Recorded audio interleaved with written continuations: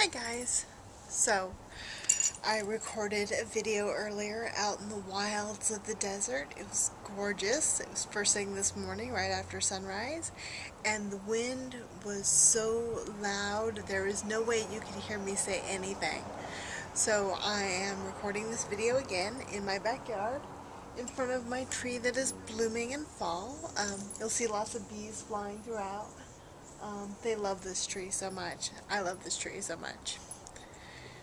Anyway, so what I had wanted to talk to you about today is circles, and not just how to cast them, but why we cast them. And there's several different reasons, and knowing those reasons is going to determine some of the other steps that you take when creating circles throughout your ritual. The first reason I want to discuss is protection. A lot of people cast circles for protection, and they don't really define what it is they're protecting themselves from. Some circles are cast to protect the inhabitants from wayward energies, from malicious spirits. Some are simply cast to protect the person from being detected. So depending on exactly which of those things you're protecting yourself from is going to determine the kind of entities and attention from the gods that you're going to invite into your circle. Now, another reason that people raise circles is to store energy.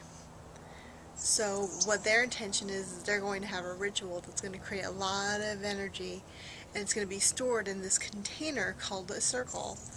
And at the end of their ritual, they're going to direct all the energy towards a purpose.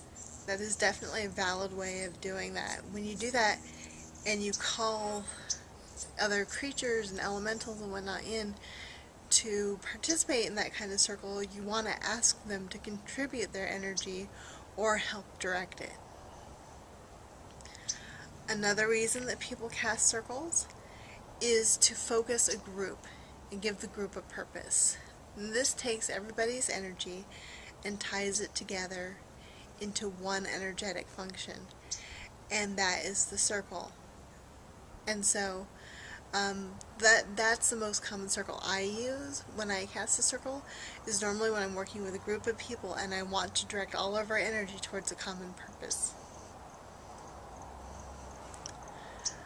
The last kind of circle that people cast is to create sacred space, holy ground, the place where unclean things cannot come. And this is kind of like the protection circle that we talked about at the beginning, but it's also a little different. And there's a little controversy about it because a lot of pagans practice nature religion, where nature itself is sacred. And so why do we need to create sacred space when we're already outside of nature? Well, for one, let's say you're not outside. Say you're in your bedroom and you want to create sacred space. That's one way to do it. And when you call on the elements and the gods to help join you in your circle, you're going to ask them to bless the space that you're in. So as you can see, the purpose of your circle depends on how you're going to treat your circle, how energy is going to react in your circle, and what you're going to ask for help for from the various entities that you call to your circle.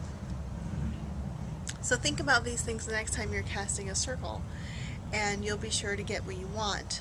If you mismatch the purpose to your purpose in casting a circle, things might come off a little less successful than you really want them to. So it's best to match purposes and have all things going for you at once.